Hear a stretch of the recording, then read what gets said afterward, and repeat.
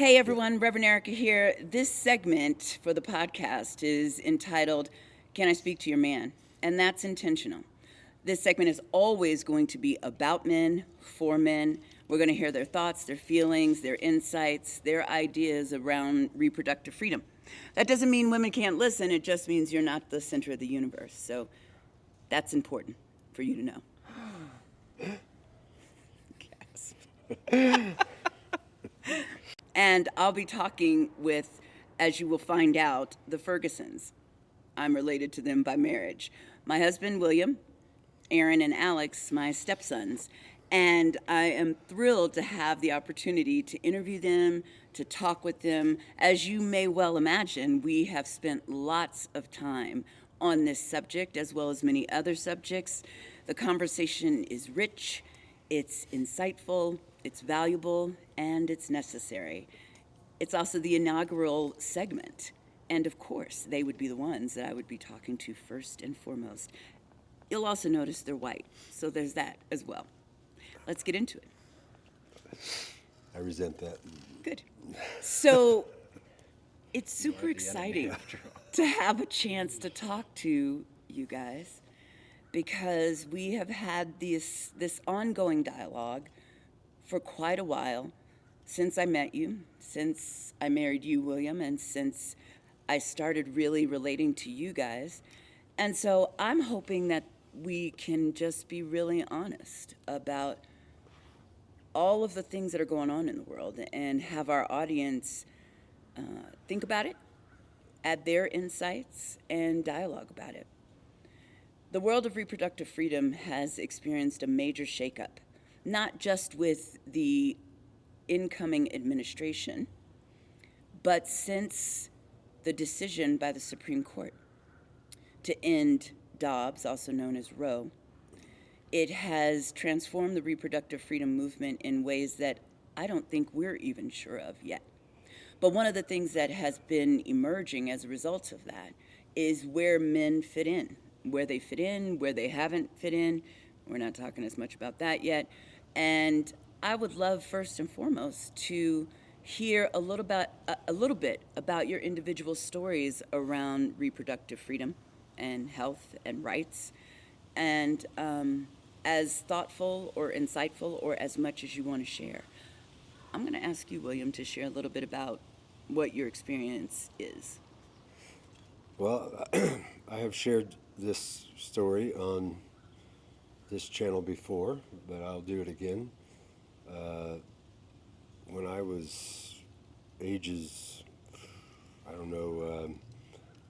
19 through 22, I was in a relationship with a young woman, and she was very fertile, and so was I. And despite our best attempts to not get pregnant, it did happen, 3 times in fact. Somebody I loved very much, and in fact am still friends with, very close friends with. But we just weren't ready. Our lives weren't ready for children. In fact, it's probably also best because in terms of life partners, we probably weren't the best match. So not having a family at that young of an age. I want to interrupt you for a second.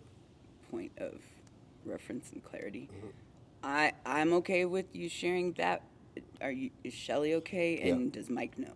Yeah. So and the girls. Yep. Okay. Yep. Just don't want them to hear it on our podcast.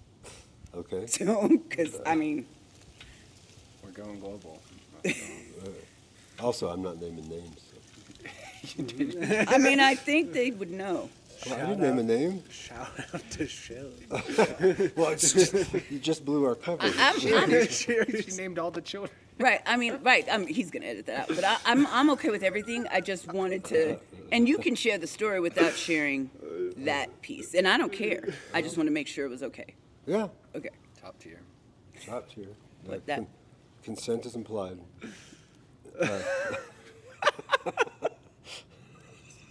When we're talking about oppression, you have to do it properly. That's one of the maxims of oppression. Got it. got it. You know about it. Optimization. Got it. Sorry. So, Abortions. before I was rudely interrupted. Yeah, so basically, for us, our lives would have been completely different if we'd had to raise a family when we weren't ready. It turns out that she's gone on to become degreed, serve in the armed forces, make a huge contribution to society, and I've also raised a family of 4 and in a much healthier, more supportive environment that we just wouldn't have been able to provide as teenagers. So having control over our own lives and how they go to me is just a basic human right. Like, I don't think it's anybody else's business what we get to choose for our own lives. I'm sympathetic to the right to life argument for people that feel like an unborn fetus is a life, but I'm not in agreement that that's the way life works. I think life is a continuous cycle that starts long before even conception, and it's a difficult line to draw, but it's not certain in any way where that line is. So I think this whole conversation about men trying to control women's bodies, I think that's the impact, but I don't think that's what the intent is. I think it's a question of what some would say values in this case. I actually don't think the values are as relevant as the principles. So anyway, so I have a personal story where it's important to me that, like, if my kids get in this situation, I would want them to be able to make the decision whether or not they're ready to start a family. And I think for parents that are intentionally starting a family and doing it, I'll say strategically, we're going to get much better outcomes. We have children that were raised in better environments and with adults that are more developed and more stable, and I just think that it's a better outcome. So for me, there's whatever the decision is about when it's not okay, I'm sympathetic to. It's not something we want to wait till the last minute to do, because I think there are questions about viability and about whether or not this is a human life. But at the end of the day, it's not only a woman's right to choose; it's a man's right to choose as well. And I think that's lost in this current climate. The idea is always that, well, the woman gets to choose, and once she decides, the man has to live with that decision. And I don't think that that's reasonable. So I think we need to expand the conversation. I'm all for choice. I'm also all for everybody's choice. Well, we'll get into that more in the conversation, but I appreciate your sharing a bit of your story. I'm going to turn to you, Alex, to get a little bit about your thoughts about your story or anything you want to share, so that the audience begins to know who you are and how you got involved in this work. Oh boy. I haven't had, fortunately for me, any pregnancy scares, or pretty much every girl I've dated has been on birth control. Shout out birth control. So I haven't had, an experience needing the choice, but, exploring the ideas philosophically, I think there is a very strong, consequentialist argument for, outcome we talk a lot about child poverty and how it's often generational. You'll see a lot of pro-life families have 3 generations in 30 years, and it probably doesn't bode well for their long-term economic success.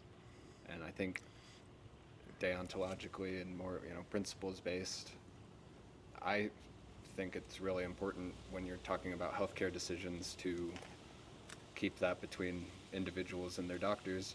And I as a non-religious person, I can understand feeling like life is sacred, but I don't think that that principle is like well grounded, being that it's some divine commandment. But you know, I think it's ideal to treat it that way and handle yourself responsibly. But at the same time, when people make mistakes, people mess up, and I don't think we should mandate our morals onto other people. There's a lot of the conversation that, especially in reproductive justice, that talks about children and childbirth as a consequence, as a punishment for your actions. Mm-hmm. I think that's kind of gross too, you know. Mm-hmm. I get from our framework how it can come across that way, but I don't think we should be treating children as consequences for, you know, loose moral sexual behavior or what, you know, what have you. And so philosophically, I'm very in support of the right to choose and plan your life and self-actualize in ways that you see yourself living. And I think both sides of the conversation suffer from viewing, you know, child rearing as some sort of consequence or punishment or mandate from God or any of these things. But, you know, biologically, if you feel that way about life, I also have some issues with feeling that way. And then, you know, as much as I like meat, mass slaughtering of animals, Mm-hmm. you know, there's lots of moral inconsistency all throughout all of it. I think we should work to either come to some acceptance around that or fight against it, because consistency is important. That's really good. Thank you for sharing some about your story, and you bring up some points around religion and morality that we'll get into as well. So I appreciate that a lot. Aaron, what about you? What do you want to share about your story and how you view being involved in this movement? So, I mean, I've technically been in the relationship that had a pregnancy scare, but funnily enough, it was a positive result from just a really cheap birth control test or pregnancy test. Mm-hmm. And I think that gives a lot of credit to how dumb teenagers are. Mm-hmm. And maybe needs to be a few outs and some educational resources. Definitely, because I've thought some dumb things and been in weird situations because of it. And I did date someone. It wasn't. I dated someone, so I knew her personally. It was after we dated that she got an abortion, and I did talk with her a bit about all the feelings that she was having, and she does come from a family line of several teen pregnancies, and so it was so many methods of making her afraid of getting pregnant and how terrible and everything, and how terrible sex and pregnancy and all of it is. And so whenever she was actually faced with needing to get an abortion, so much shame and difficulty was faced in trying to handle that. And so I speaking to the consequences, it's like it's already a really hard thing to do, and making it more miserable for these women to go through, I think, is also pretty terrible. Even if you're fighting for the sanctity of life, you're kind of destroying the happiness of a lot of other people's lives. Thanks. I appreciate that. I hear some pieces that we're going to tease out a little bit more around education, sexual education and reproductive education and family systems and how that plays a role in it. So like all three of you brought some really, through your stories, brought some really important pieces that are emerging in the reproductive freedom movement, around men having an opportunity to choose, around religion and morals, ethics, and around education, miseducation, and the pressure and shame that families impose. That's like interwoven throughout your ideas, your concepts, and your stories. And I think that's perfect segue into having a little bit of more of a deep dive into men's rights around reproductive freedom. Or I'm going to step out on a limb here and probably piss off some people, men's lack of rights in the discussion and the dialogue about choice. And I think I'd love to hear your thoughts about where you see it is and where you see it needs to go. One of the conversations that immediately comes to mind are concepts like financial abortions, where, say, the man isn't ready to start a family, but the woman, for whatever reason, is against abortion or ready to have a child or whatever. There is no option. There's, granted, I think a lot of the conversation around alimony is overplayed because something like 80% of people don't pay it at all, something like that. And I can understand from a woman's perspective, like, hey, I need help, you've contributed here, so on and so forth. But I could definitely see a world where we enable some conversation or right to, abdicate your duty. It's like, I'm not ready, but you're having a child. But of course, that's not the state we're in right now. It's a lot, the conversation is very female-centered, and again, it comes back to that philosophy around it's a punishment, right? You messed up, you didn't use birth control, you created this life, and now you have to pay for it, literally, Right. Probably should move away from You said alimony, you're referring to child support? Yeah, child support. Alimony is divorce. Yeah. Right. So, yeah, it's none of the framework of thinking right now, I should say, very little of it is, as far as I can tell, is principles based. It is a very emotional subject. We're hardwired to reproduce and have families. There's a lot of emotion around the idea of a new life and about starting a family, and so it informs a lot of the conversation, but there's not very much discussion about the whys, actually having a reasoned framework. We have this, like you said, this idea that if she wants to have the baby, then you're having the baby and you're responsible for it. Right. It's the, I'm going to jump in here with a sound bite. Your body, I have no choice. And I think that has got to be part of the dialogue, right? It's like, absolutely, it's a woman's body, no doubt about that. But then that means that men have no choice. It brings a funny thought to mind of a lot of the more conservative arguments have to do with the DNA of the child not being your body. Right? It's a separate entity. But half of that's me, man. Right. Right. And I still get that's interesting. It's half your body and half mine. Yeah. Right. The fetus, anyway. And either way, I still have no choice. So speaking from the male perspective, none. And I think, what is our movement gonna do, or how are we gonna engage that for the future? Well, and I'd like to be clear also, I'm not suggesting that men shouldn't be responsible. Like, I think sociologically and morally, like, the right thing, the better thing to do is to support your offspring. Whether you have a choice or not?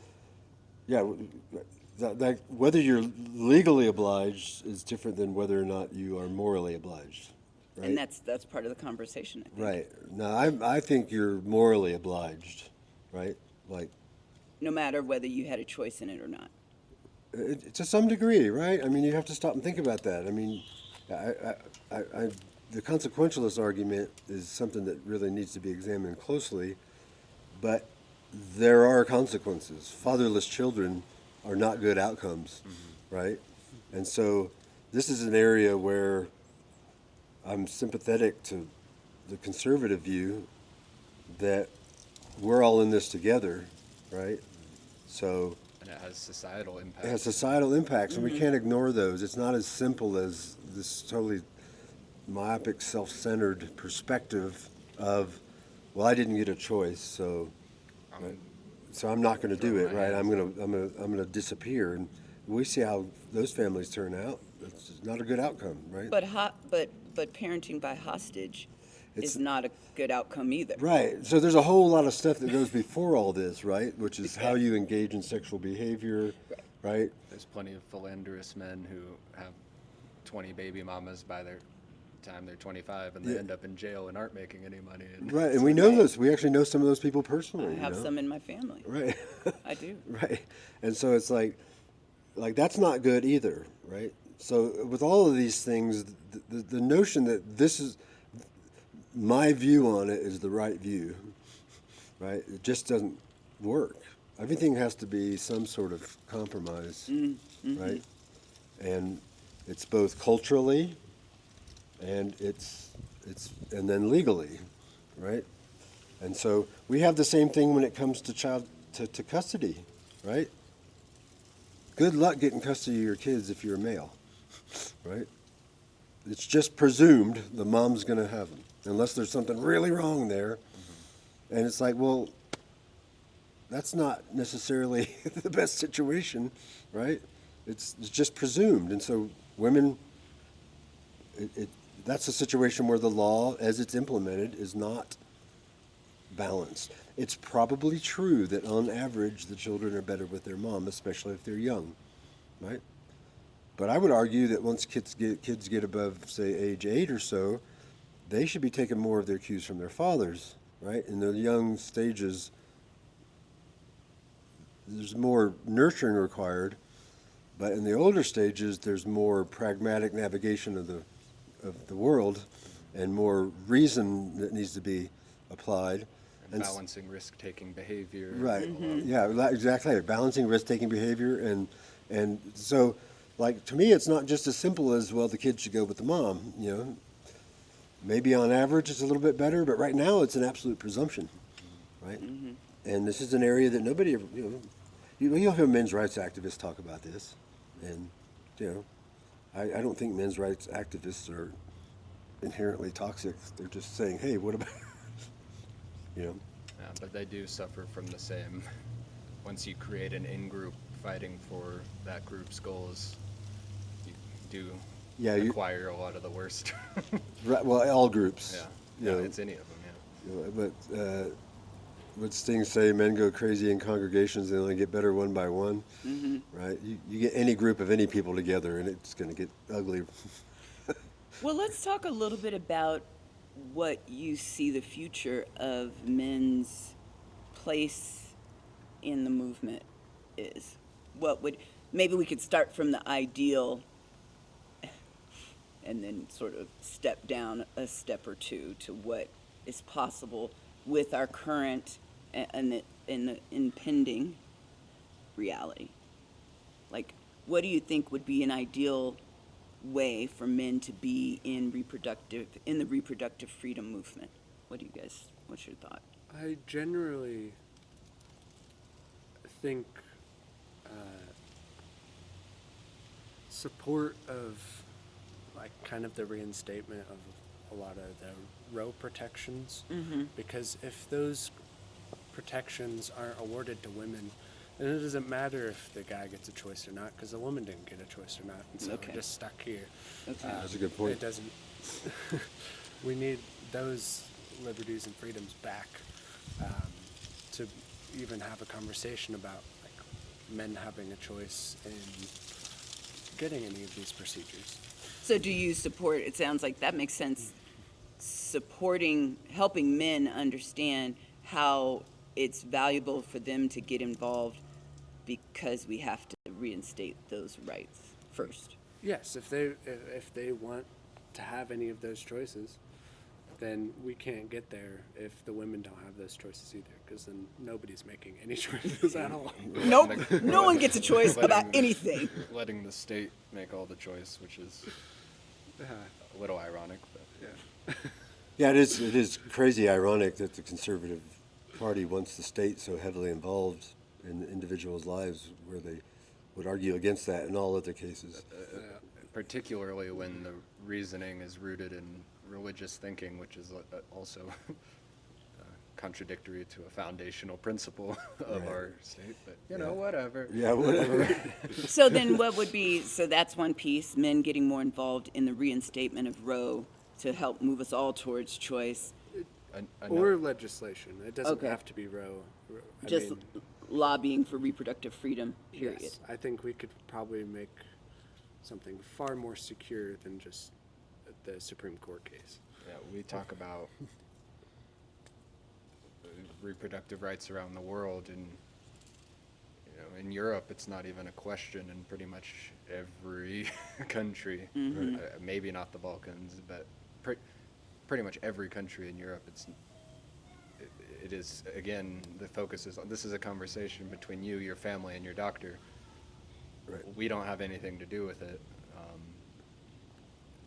If I can appeal to gender norms, another role for men in the movement is bringing those more pragmatic skill sets, the supporting of responsible financial decisions with the charity money, with focusing on effectiveness. We have conversations, especially as a nonprofit, around, you know, what is effective charity? Is it each dollar goes directly to the children that need the food, or is it, you know, using those dollars to make more dollars? And we've noted a particular mishandling of funds and resources with these all women-led movements, and I think there is a role to bringing the balance. We're talking a lot about balance, whether it's philosophically or politically or whatever it is. We also probably need the confluence of, you know, chaos and order, and bringing the genders together to bring the best out of each other and use the skills and resources they each have to better the movement. Yeah, well, somebody has to step in and point out that the current strategy, which is women-centered and women-run, is not working. Like, it's like bands off my bodies. We've only lost progress. Right, marches. Like, it was necessary, and it attained enough of a critical mass to get the Roe v. Wade decision, and it's been eroding ever since, right? And marching in the streets and coming up with slogans has done nothing to stem the tide of the religious political machine. Right. Which is male dominated. Which is and they're male-dominated, Very right? effective at It's male dominated. It's effective, Repealing. right? And so, from my perspective, there need to be men in the movement to counteract the men in the opposition in terms of their skill set, organizational skill, order, hierarchy. I'll even say, you know, like there needs to be the reason the hierarchies are in place because they're effective, and maybe co-opting all these organizations so everyone has an equal voice about where to split resources is not a functional way to get things done. right, Maybe. right. I want to echo what you guys are saying and definitely not overlay. I think this idea, Alex, you presented, you used the word pragmatic. I'm going to say in the movement, it's demonized and more in the frame of patriarchal.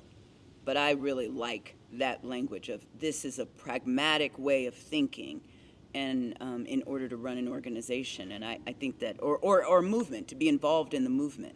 And so I just want to echo that and uplift that, because I think having been in this movement for 30 years and watching the losses and the internal destruction that's really more devastating. And so having this discussion and having you guys start talking about here's what we bring, here's why we bring it, and here's our intention with the movement, while it isn't talked about right now, you know, I personally feel like it's my responsibility because I have an inroad in an inside look to bring that in, to bring you guys into the room. There's also in our community we have the whatever the segment is, check my thinking. Reality check. Yeah. I don't know if it's the job of men, but like I know for women, it feels very much like men are trying to control our bodies. That's the impact. I think it's a really good case to make that men have no interest in that, right? They have another agenda. It has the impact of controlling your bodies, but standing around screaming, "You're just trying to control my bodies." Somebody just say, "Hey, that message isn't getting anywhere," right? Because they're just going to ignore you. They're going to go, "No, we're not," right? And it's like, so while it may feel that way, it's not probably the rallying cry, right? Because Not exactly unifying. it's not unifying. Even the men that would be supportive of you are going, no, they're not. Right? They're talking about religious sanctity of life for the most part. Right. And they're also, it's quite clear that is not actually even the primary reason. They're trying to gain political control, and since it's such a provocative topic, they can go in and work with the evangelical church, which they've done very well, and supercharge that base, get super high voter turnout percentages, and take political control, which is, let's face it, what we all want to do. You know, we can decry them wanting to have power, but trying to win from the left means we want the power. Well, and that's a really interesting point, because when you think about single issue voters, growing up being told about this, the example was always abortion, but when I think about it, I don't know any single issue voter on any other issue. Right. Even when people say it's not really, and Right. that goes into a conversation about when people complain about an issue, or, you know, this election cycle, immigration was a big thing, but it's not. It's always a proxy for something else. Like, I feel disenfranchised. I feel like my purchasing power is declining, and whether it's true or not, the feeling is present, and immigration is a proxy for that feeling. Right. But abortion is one of those things that it's so hot in terms of, you know, baby kill. It's either you're a baby killer or you're a misogynistic pig. Right. Those, That can only be one of the two, right? but when you talk to people, nobody is either of those things for the most part. So Yeah. what about for you, Aaron? What do you think the ideal would be for men in the movement? Ideal place? Well, it's interesting because, I mean, that just told a story of how they gained their rally and unified these people to get what they want. And I do think that whole, like, men are trying to control our bodies, or men are the enemy, is completely counterintuitive to gaining support. Right.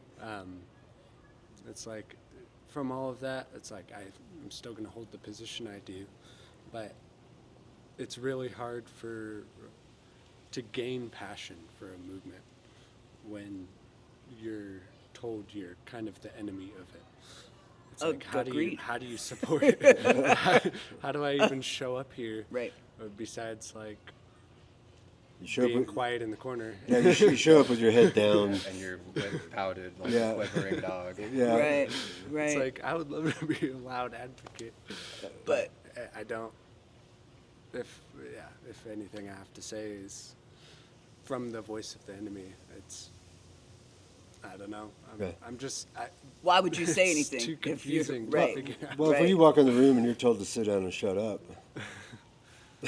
I mean, sure. I guess. I guess I'll go in, but probably not. I'll probably use my time elsewhere. right? I mean, So your I'm ideal is to invite men in a real way, yeah. or at the very least, stop making it seem like you're the enemy. At the minimum. Yeah, and there's a great ad campaign of like this couple hooking up and a condom breaks, and then she tells the guy to go to the bathroom. I have a Plan B pill in there, and he gets in there, and a Republican congressman stops him. Like, that's illegal. You can't have that. And it actually did really well with men in the movement, because it's like, oh, it was kind of eye-opening to them that this affects them. Right. And so like that invitation to understand how it impacts them as well. Right. Right. That's a fantastic point, because when we're talking about bringing men into the movement, there are things. Men don't want to be told what to do by the state, and that's to your initial point of we can't even have the conversation if women don't have some sort of legislative protection centering it around men's choice as well is a great way to bring men into the movement and allow them a space to have the conversation. It's not just about governing your uterus, it's also governing our right to provide in a sense. Provide in the way we want to, in a way that we think we can do the best job we can do. I mean, this 16-year-old boy is not in any position to be a father. I know it goes on all over the world, but in this culture, it's not. You're not going to get your best outcome. You're still talking about children, right? Especially with such an advanced, developed economy where all the money comes from service sector, high education roles. Now you have to provide for a family. How do you pay for college? How do you get to a point where you can be the best provider you can be? Yeah. How would you even get yourself to college if you could? You got to pay for your kids' college. Yeah. Right. It's like, You have yours. Right. So I'm hearing, I was hearing from Alex, part of the ideal is understanding, and maybe you as well, William, the pragmatic skill set and inviting that in and welcoming that.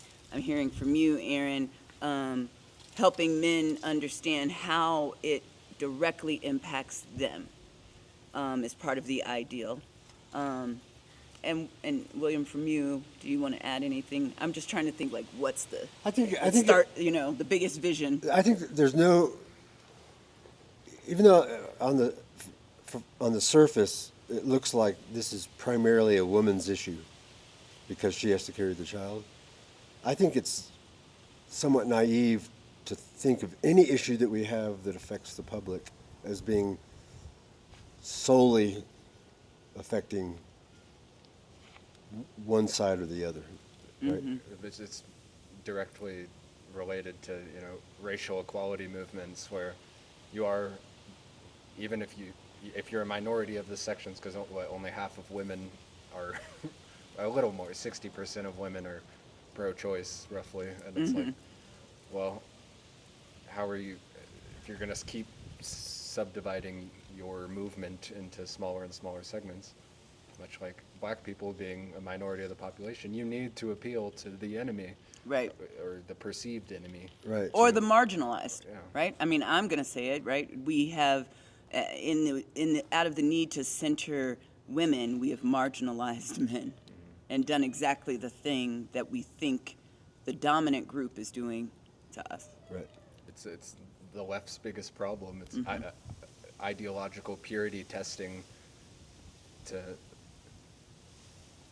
fully feel as though they are 100% in support of everything you believe before you're welcomed into the movement.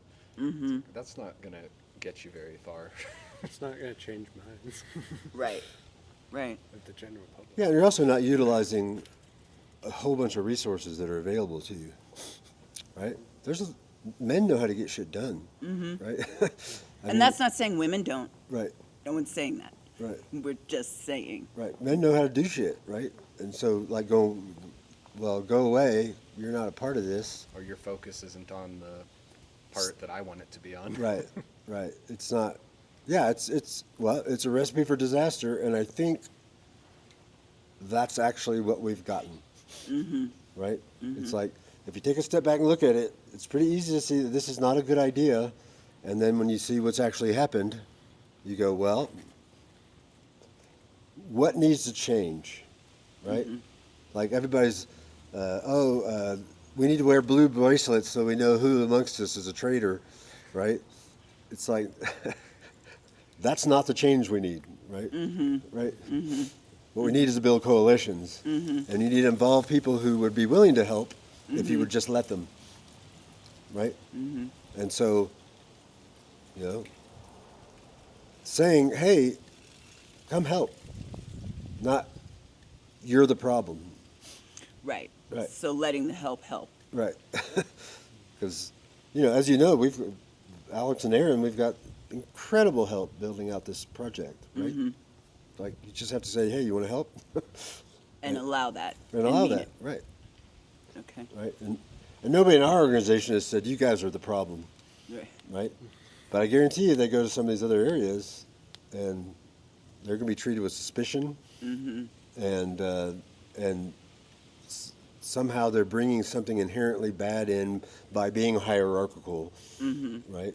Or by being efficient, right? That these are all diseases of the white man. You're Right. only here to get laid. Yeah. Right.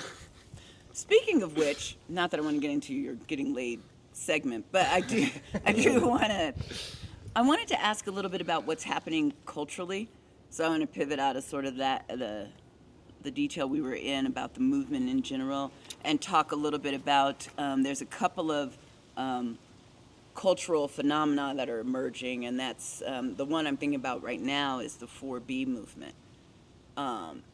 And for those of you that don't know about it, it's you can Google it, but it's this idea that women are not going to that No childbirth, no Right. dating, no marriage. No sex. no sex, and it originated, I believe, in Korean culture. Yeah, all those words start with B in Korea. So it's the Oh, four okay. Bs. So that's.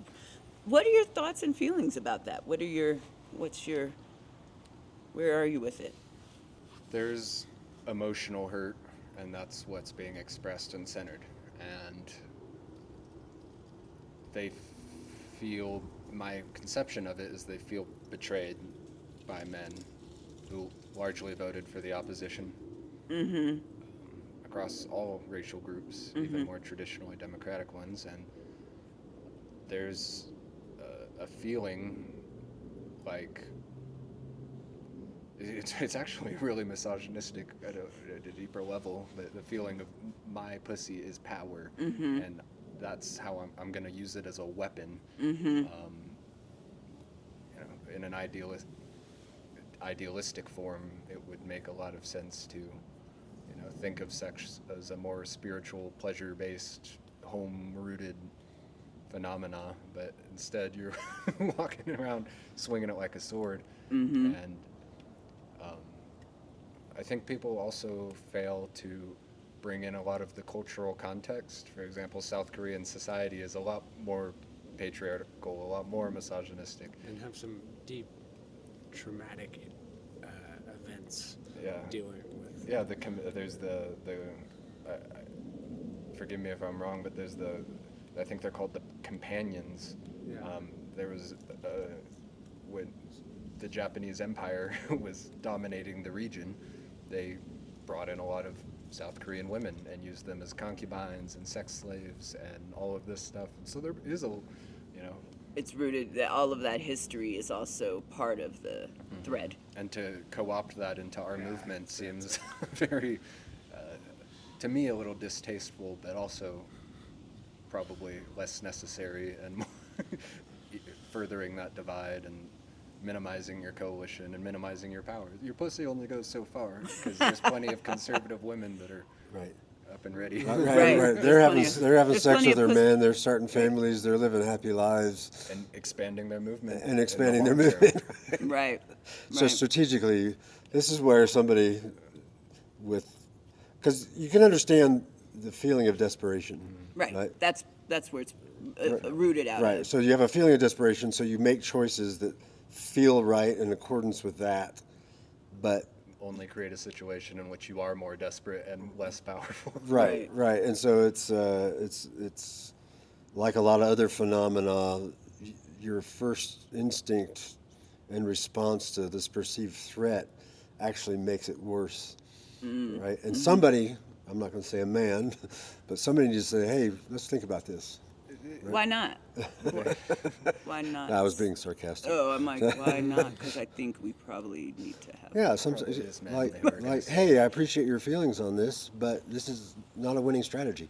Just plain and simple. And I love analogizing and using examples. It reminds me a lot of the Palestinian-Israel conflict, co-opting language around South African Apartheid. apartheid. It's like you're talking about a situation where the 10% dominant group racially oppresses the 90% Right.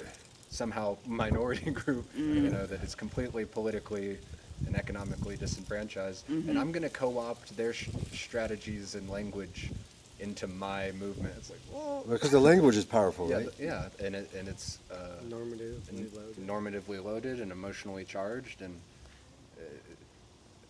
but at the end of the day, the division between the reality of the situation completely undermines your message to any rational actor, at least in my mind. It's like, I can't support that. You know, how about you find you don't even like you don't need to transcribe unique situations onto other groups and cultures.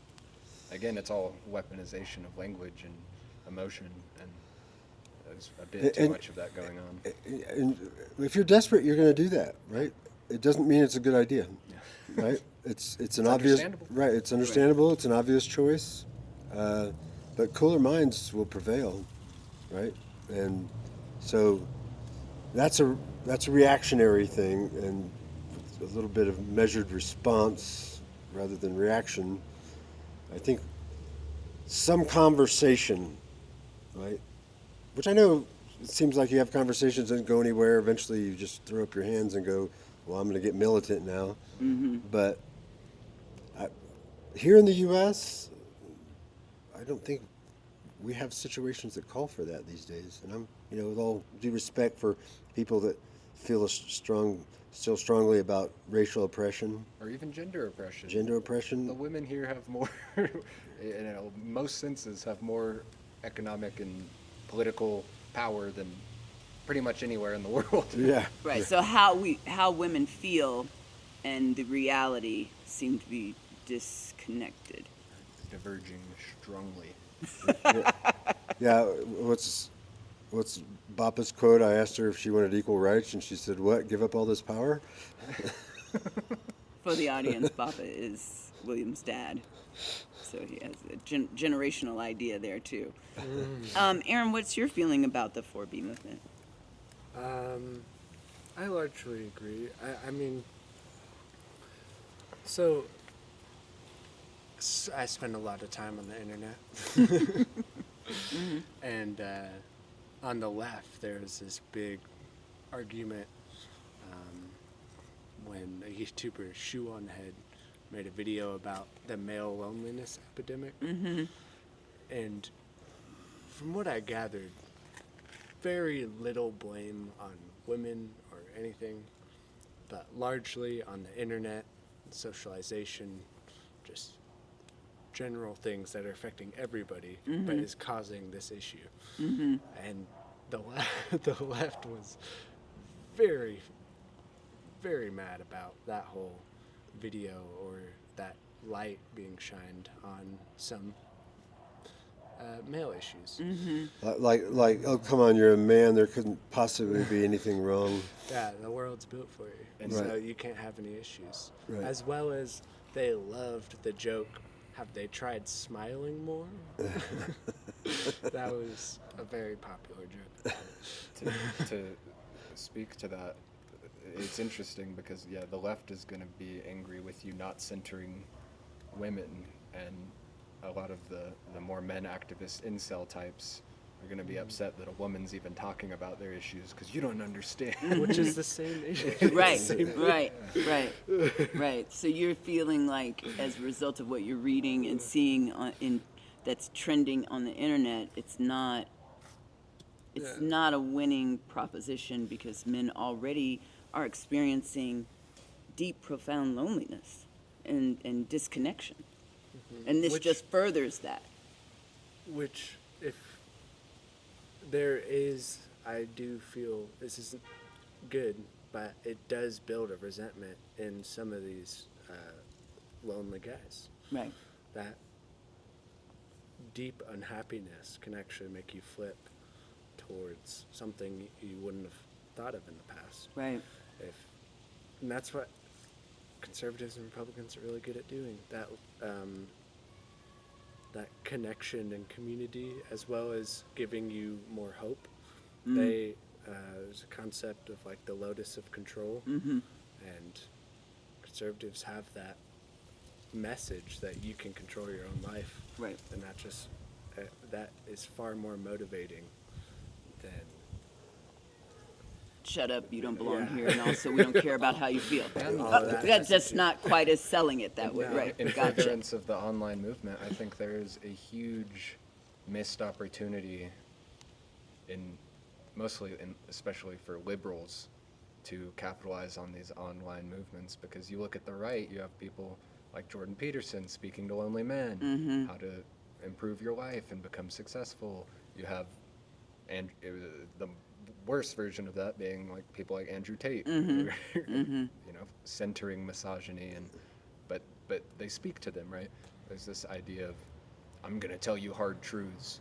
You need to work out and do all, it's like all these regular things that are people want to hear, right? It's like, I want you to encourage me to be a better person. Right. But we've ceded so much ground on the left to the point where working out is a right-wing thing. Yeah, being healthy. Being healthy. That's just body shaming. Yeah, all of these concepts, and people wonder, why are all these Gen Z boys voting for Trump? That's so weird. I thought the young was left. It's like, well, not when you shame them and Much like any other human, if you shame them, they usually don't and gravitate towards you. push them out of your movement, and when you Right. try to appeal to them, everyone's like, they have all the power. They're the center always. It's like, we haven't been, white men or young men haven't been the center of any conversation, because it's assumed that we need reparations for time and space. It's like, okay. I understand that argument, the kind of academic argument of like all the speakers of knowledge and like pundits of the world, I guess, have been a lot of white men for most of American history. So I understand that argument, but to exclude them from any conversation now, people are pretty simple, and they'll go with whoever will listen to them. Right. And so,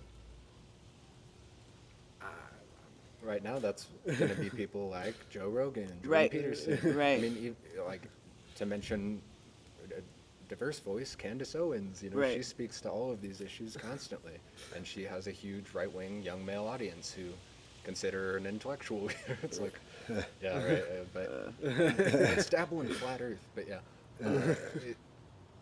it's such a Well, here's the deal, though. lost opportunity. Yeah, Yeah. See, that message sells, right? And Especially and in she's just an opportunist, right? She's just saying, "Oh, I get more views when I go this direction." I don't have any idea whether she's sincere, and I can almost guarantee. Yeah, I don't she believe. has no grounded beliefs. Right, yeah, right. So the thing is, it's effective, and so that just is going to build, right? If you just stay on that message, it's going to build, and it's like, well, so can we get some of these messages that are healthy and land and effective, but coming from a source that is grounded in principle and reasonable values, right? And it's a tricky situation because people that show up as reasonable don't sell. Yeah, you're not rage baiting enough. Right. Right. I'm not angry when I listen to you. Right. Right.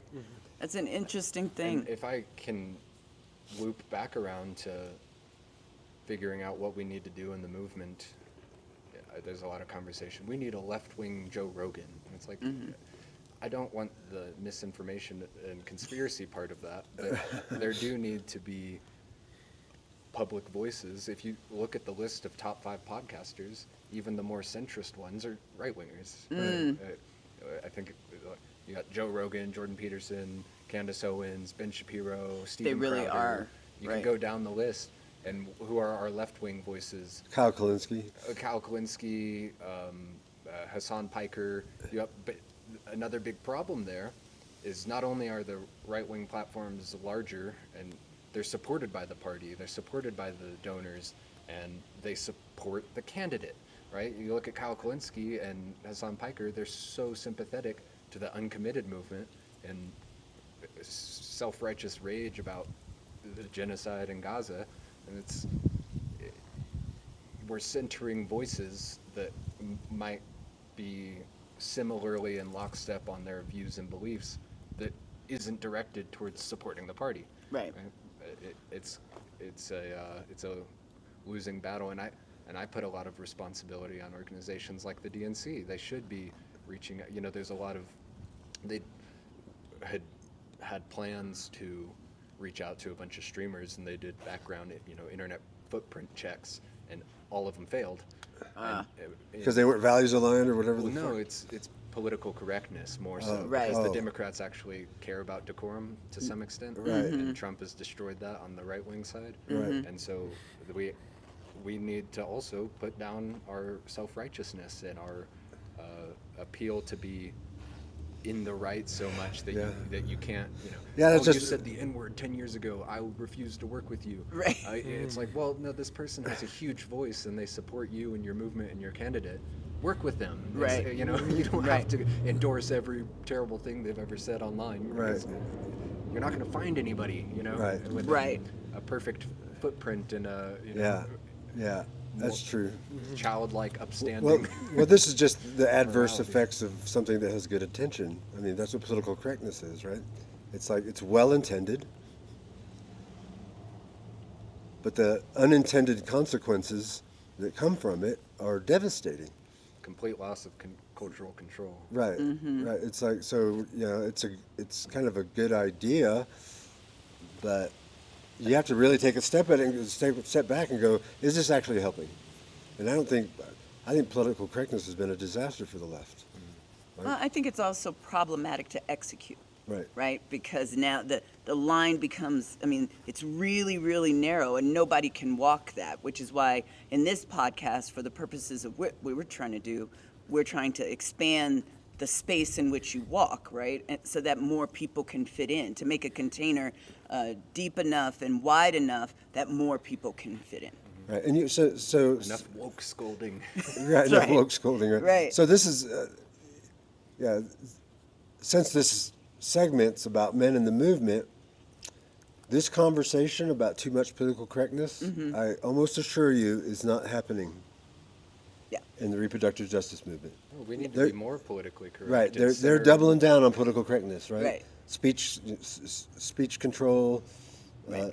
The speech microaggression. Yeah, the speech police, the whole thing is not being discussed, and so in a way, it's like, well, from my perspective, while I would agree with you in principle that people shouldn't say mean things about other people, people do, right? And if we alienate everybody who does, who's otherwise aligned with us from a principles perspective, then we're not being smart about it. This is the elevating values over principles. Right. Right. And okay, I will say it. Maybe a man needs to come in and say, "Cut it out." Well, what the hell do you guys think you're here for? You think I'm stupid? No. My 4B movement is to be bold enough, brazen enough, brilliant enough, and badass enough to invite 4 white men to talk openly. Including yourself. Right, including myself.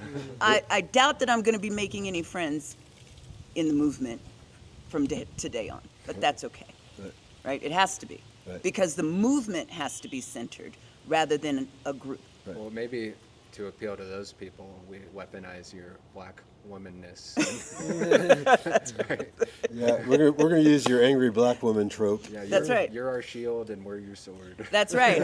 That's right, right? Like that's it, right? It sounds crazy, and it probably to some other people may be, but it can't be any other way, right? We both have to be each other's shield and sword in order to fight, to actually fight and win. Yeah, and so this one topic, like political correctness, is one of many topics that are not topics of conversation that are not going on in the RJ movement that need to be. Right. There's an essay that I've been working on entitled "The Incorrectness of Political Correctness," and that's addressing that, because if you don't talk about it, if you don't offend those, afflict them, then nothing.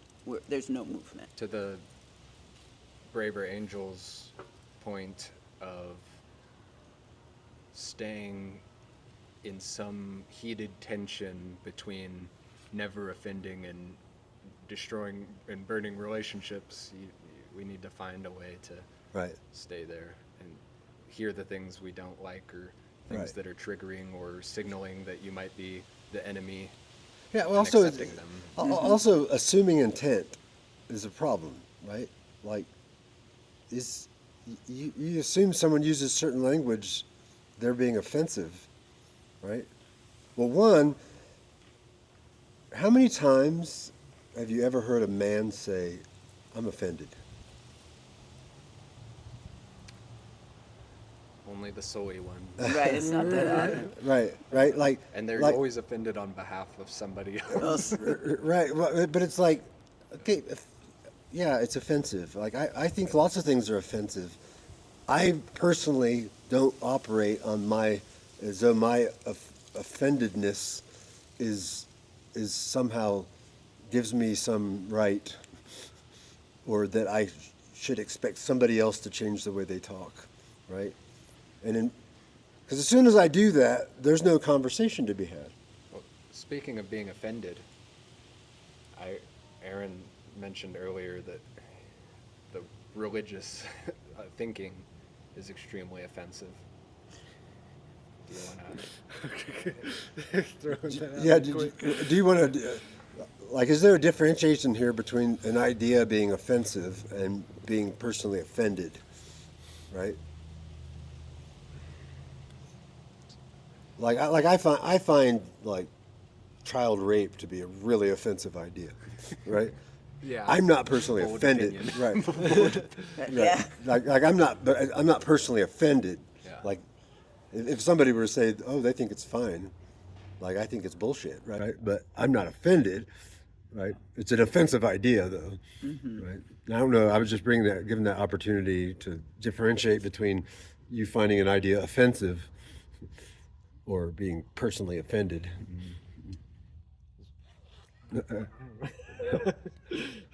Well, Child rape. you can also you can also pass, Yeah. because we don't want to offend religious people here. Actually, I don't care. Don't care.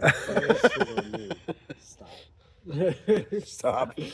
Just stop. That's it. Just stop with your fucking. Yeah.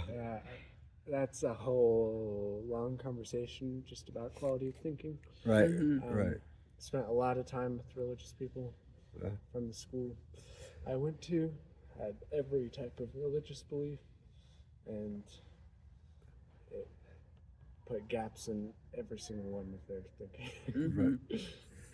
Yeah. Well, ironically, we do have a reverend amongst us. Ironically or intentionally.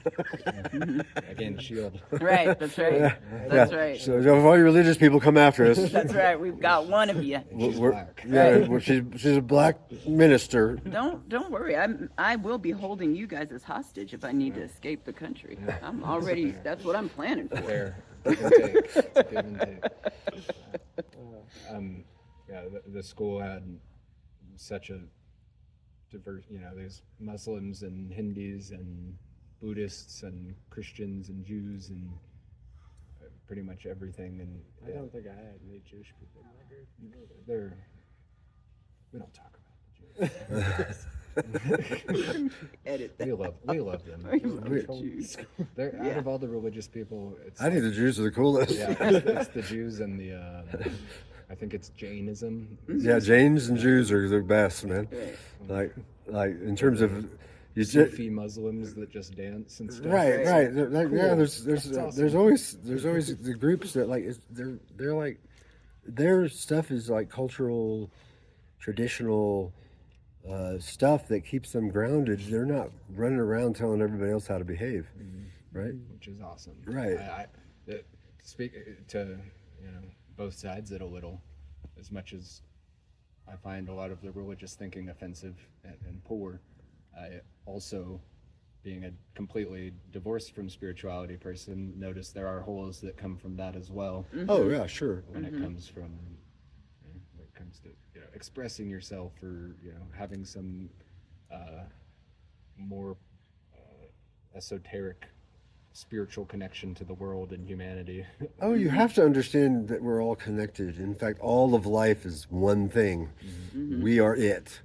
And right, if we think we're somehow separate from that, then we behave in all kinds of malignant ways, right? I think that's a good point for us to like elevate is that, within this movement and within our thinking process and our relationships with groups and individuals, there's always going to be something that we despise and almost always going to find something that we have a connection to. Right. Because it's the shared humanity. It's Yeah. the human experience. Yeah, there's a whole bunch of stuff, positions and reasoning in the pro-life movement that I'm down with. Like, Right. I think it's fine. Like, it's reasonable, and even if I don't agree with it, it's There's room It's for well it. thought. right. It's like there's a position there that I have to respect, right? Right. And Right. so, like, I'm totally happy to have conversations with pro-life people, right? Well, I think that's part of why we are going to have that segment of open to the opposition, because we recognize that there's value in having dialogue and agreeing to disagree, but even trying to figure out what that is and if that needs to be elevated or is important at all.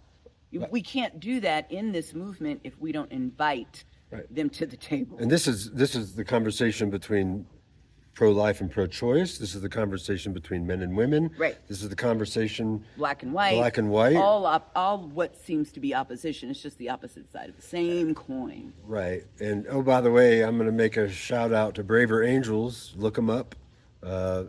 It's all Braver Angels, all about having the conversation. Yeah. Deep conversations and trying to find out primarily be curious enough about where the other people are coming from and find out what you have in common. Right. And you'll find there's a lot more than you think. Well, I want to begin to wrap up our conversation because I think it's been really valuable and really useful and also fun. I'd love to hear from each of you what is emerging for you as hopeful or what is emerging for you as hurtful. And you can also share about both, but I think I'll always like to end these conversations on Hopeful or hurtful? Hopeful or hurtful? hopeful or hurtful. What's Hurtful. emerging for you right now around this movement? Hurtful. Gosh. Or hopeful. We just talked about how we weren't offended. Right. Yeah, I would say I'm not hurt at all. Okay, so I- then, If I have any hope, this is going to sound a little ironic here. I actually think the reproductive justice movement, as it's been run for the last 50 years, has horribly failed reproductive justice. And there's something in its continuing to fail because it's loss after loss after loss, notwithstanding some of these state initiatives or whatnot, which is a drop in the ocean when we need federal protections, Yeah. right? It may require this to get people to stop for a minute and think about strategy and really take a hard look and say, you know what? doubling down on what we've been doing for 50 years is not getting us anywhere. And so that gives me hope, right? Like, maybe you just need to fall on your face real hard a few times, right? So reconstruction after deconstruction. Right, like, so it's like, because there As was long a, as we can refine too. right, Right. there was a period 10, 20 years ago where the states had so hindered Roe that it wasn't choice anymore. You had Right. all these waiting periods and all these things that it's like, One clinic in all of Mississippi. Right. right. It's like this is not reproductive justice. This is not health care as it should be, right? It had been gutted anyway. Yeah, so it and was so on life starting from support. 1972, we've just slowly, it's eroded and eroded and eroded, and now it's fallen, and now it's getting worse by state. stomped out. Now it's Right. getting stomped out, and we're still out there with bands off our bodies things marching in the streets. It's like, it hasn't worked, right? It's dead. It's dead. Like, let's stop and regroup, right? And I don't know how far it has to go. You know, is it going to be a nationwide ban before we go, hang on, people? Right. This strategy is not working, right? Just throwing more money into it. I can't imagine how much money's been spent on these marches and all the outrage. Like, being outraged isn't going to solve a damn thing. Right. Right? So that's where I So get my you're hope. hopeful by the fact that it's falling Failing. apart. Good. Okay, just want to make sure. Yeah, maybe just pour a little gas on the fire. Yeah. Well, Start fighting. consider that my gasoline. Okay, I gotcha. I say to all of you out there that you find that statement challenging, get over it. Alex? Hey, you might start fighting for the opposition. because they're faster.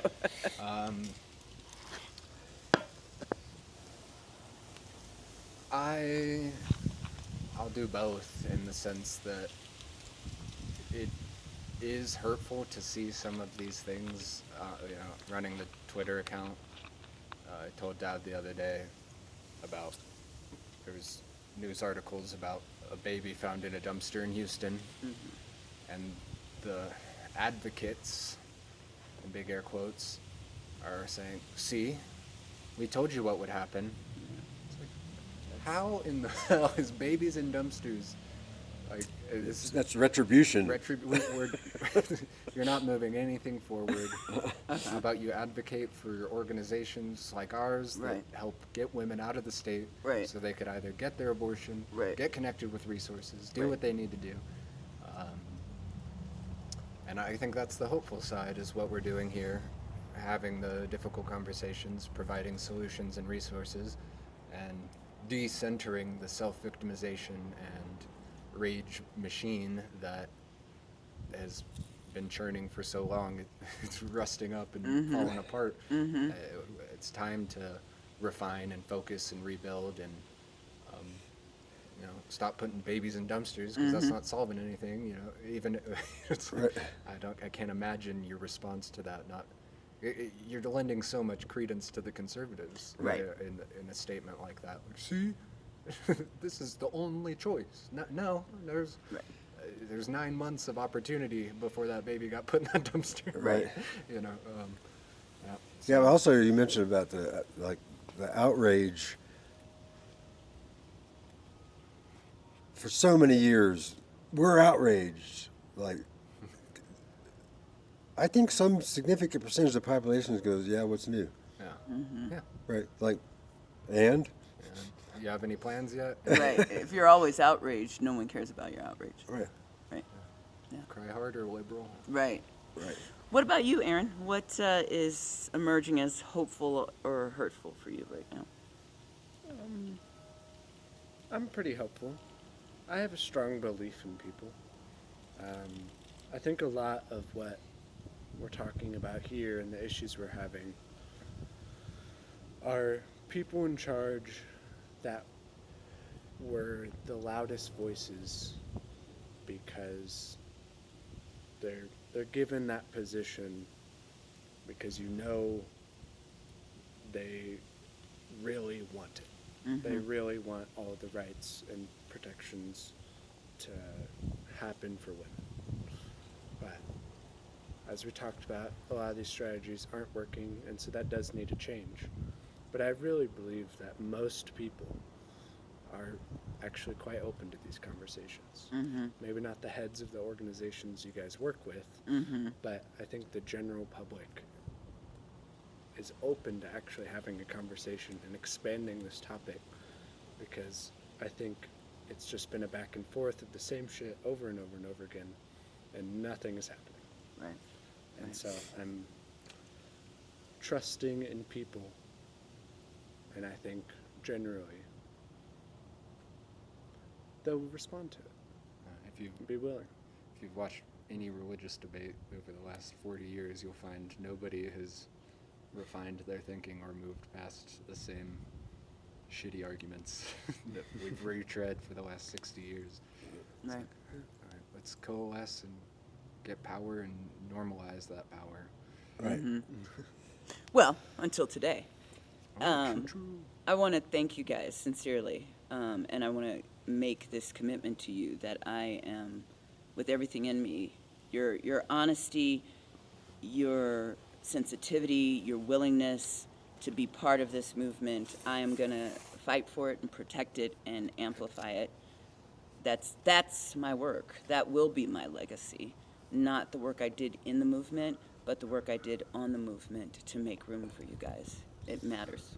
So thank you. You're welcome. For doing I've really enjoyed this, and I really like the differentiation there, by the way.